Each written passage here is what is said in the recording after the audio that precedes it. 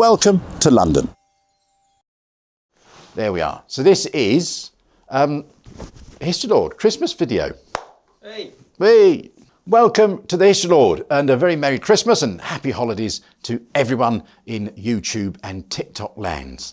Well, we're doing our Christmas video today and you're joining me at home. James is behind the camera and sadly we've got some builders.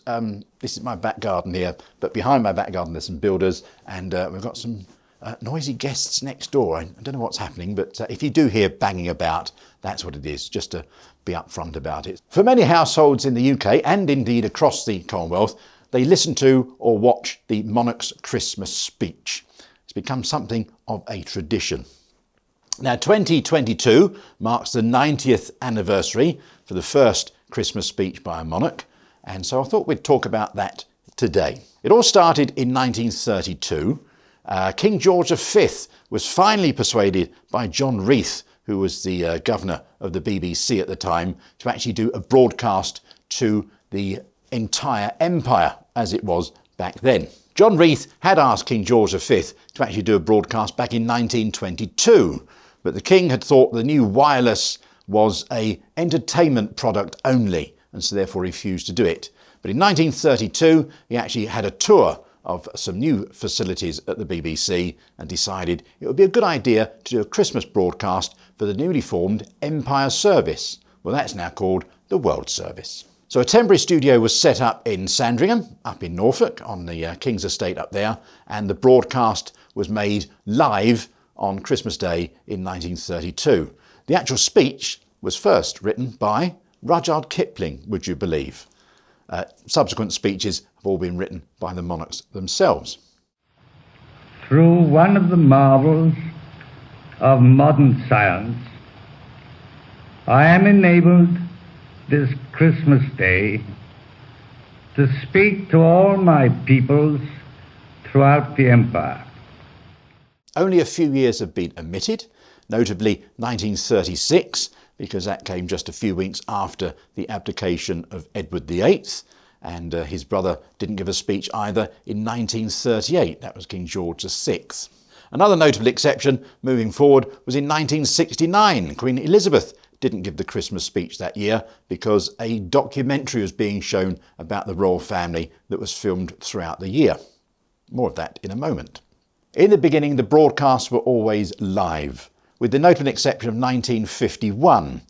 King George VI had just undergone surgery to remove a tumour in part of his right lung, and so therefore was recovering, so recorded the actual speech. But he did mention during the speech that he had received wishes of good health and get well soon from all over the Commonwealth. I myself have every cause for deeper thankfulness, for not only by the grace of God and through the faithful skill of my doctors, surgeons and nurses have I come through my illness. But I have learned once again that it is in bad times that we value most highly the support and sympathy of our friends. From my peoples in these islands and in the British Commonwealth and Empire, as well as from many other countries, this support and sympathy has reached me, and I thank you now from my heart. The late Queen Elizabeth II gave her first speech live in 1952, just 10 months after ascending to the throne. Each Christmas at this time, my beloved father broadcast a message to his people in all parts of the world. Today, I am doing this to you, who are now my people. 1957 saw the first televised speech. Now, whether this was as a result of criticism from Lord Hume, who was later just plain John Grigg after denouncing his hereditary peerage, we'll never truly know that. The palace have always denied any influence. But during that year, Lord Hume had written an article for the National and English Review publication, of which he was the owner and editor. In this article, he implied that the monarchy was out of touch with the modern world and he advocated a more classless society.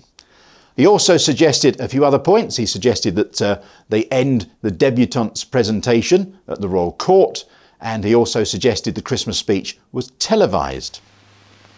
Happy Christmas. 25 years ago, my grandfather broadcast the first of these Christmas messages. Today is another landmark, because television has made it possible for many of you to see me in your homes on Christmas Day. Since 1959, the messages have been pre-recorded. It reverted back to radio for 1 year only in 1963 because the Queen was heavily pregnant with the child that became Prince Edward. Now, as mentioned previously, with the exception of 1969, there was no speech that year because there was a documentary made all about the royal family.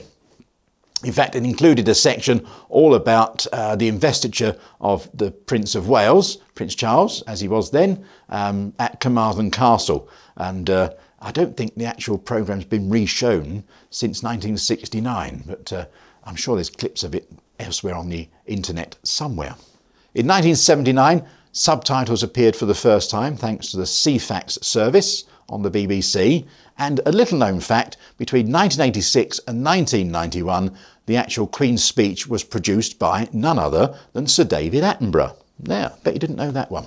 The BBC's monopoly of the filming came to an end in 1996, and ITV took over. It was hinted the reason for this was because of the way the BBC handled the Diana interviews back in the mid-1990s. The Palace has denied this.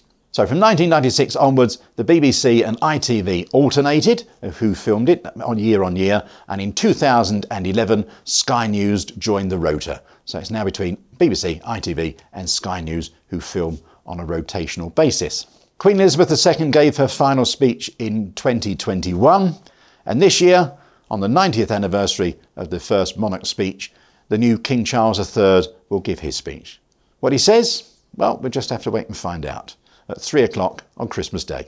Now, since 1993, Channel 4 have been giving an alternative Christmas speech. And in 1993, it was delivered by the raconteur, writer and self-proclaimed Queen, Quentin Crisp, who incidentally was born on Christmas Day in 1908. Since 1993, there have been various comedy performers giving the speech, people like Rory Bremner and Ali G, for example, and there have been some much more serious speeches as well. Most notably from Neville and Doreen Lawrence, the parents of the murdered Stephen, the London teenager who was murdered in 1993, and also 5 survivors of the Grenfell Tower fire. Moving on, 2020 saw some controversy for Channel 4 as well, when their alternative speech was a deep fake of the Queen doing not only the speech but also a TikTok dance for her TikTok followers and fans. I think there was over 200 complaints to Ofcom for that broadcast. Last year's alternative speech was delivered by the diver and Olympian Tom Daley.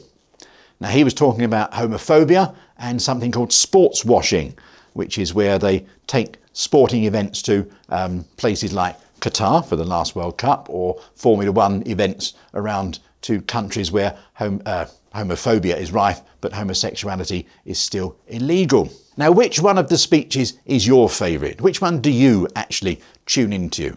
Do you tune into the alternative speech on Channel 4, or do you watch with your family at 3 o'clock in the afternoon the real King or Queen's speech? Is it a tradition in your family? You know, let us know in the comments which one you prefer. Is that your phone, James? Oh, yes. Sorry about this. Is that your? Oh no, sorry, it's my phone. This is embarrassing. It's on the table. Yeah, it's your phone. Who is it? My phone's off. Who is it? It's Santa Claus. Excuse me, I better answer this. Hello? Hello? Hello? Yeah, Santa, it's a video Hello? call. Oh, No, take the phone away from your ear. Yes, what? He's getting on a bit. What? Yeah, Video? Santa, What? take the phone away from your ear. That's it. He's 1,752 years old this year. That's it. Santa, happy hello. Christmas. Oh, hello. Lord Hume. Yes. There we are. James says hello. Say hello, James. Hi, Santa. There we are. Hello. That's it. Lovely. What can we do for you? Well, I'm glad I got hold of you. Now, what's this about me not doing your video this year? But You know, I always do your video. Every year, I come down, I do one of your lovely history videos, and now you've not got me this year, so why have you got me? I know, I'm going to put you on the naughty list. That's what I'm doing. You and that James behind the camera, they're both on the naughty list here. Really? I don't care. I could have got away from this noisy grotto over here. Oh, I don't know. The noise, these elves are driving me mad, and you could have got me a day off coming down to London to film with you. I'm very sorry. No, both on the naughty list. okay. But I'm going now. I've got to go back to the grotto, so I'll speak to you soon. Oh, dear. Mrs. Claus, come and turn this off. Apparently we're on the naughty list. We're not, are we? Yeah. That's your. I'm blaming you for that. But I just thought he was busy this year. So, You didn't invite him. I said invite him, and now we're on. oh, right. Look. All right. Look. We can cut in here. We can just cut. Right. That's it. Right. Just say action when I want you to do the action. Yeah, whenever you want. Yeah. Well, that's the story of the King's and Queen's speech, the 90th anniversary. Thank you very much for watching. We do hope you enjoy these videos. And if you do, then please do subscribe to both YouTube and our TikTok channels and tell your friends and, be a nice Christmas present, get you on the nice list. Unlike us, but never mind. Yes, and if you want to see what we do outside these videos and outside of Christmas, then please go to historylord.co.uk, see about a walking tour of London, or have a look for James's YouTube channel, and that's Last Line Films. He also does a very, very agreeable podcast. It's flustered me now. Santa's flustered me. Actually, that's a good point. If I call Santa back now and invite him on my podcast, then I'll be back on the nice list. That's a brilliant idea. All right, yeah.